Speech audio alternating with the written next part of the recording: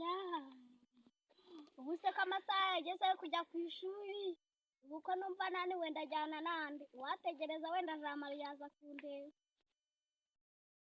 Noneho Liliane ngiye kumureba. Ubu se ko amasaha yageze, ngo wakina akajya kureba Liliane tukajyana ku ishuri ra.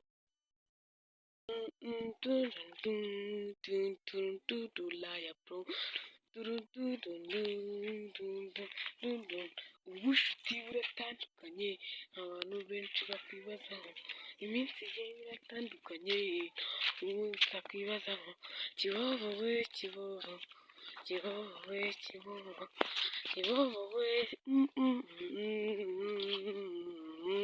Kurikira umwana Jamali Liliane kuri Impano Nziza TV. Buriya se Jamali tugiye kujyana kwiga cyangwa se? Ndabona tugiye kujyana kwiga. Nari nabuze umuntu tujyana ariko kanze noge vuba tugiye. Tugiye kutagiye kwiga. Kwiga kwanjye ni naho ari ntazi. Nananiwe nari nabuze uwo tujyana. Rwose witegure tujye kwiga. Ubu se si twakererewe. Kanze njye koga tujyana. Ubu se ko naraye noze.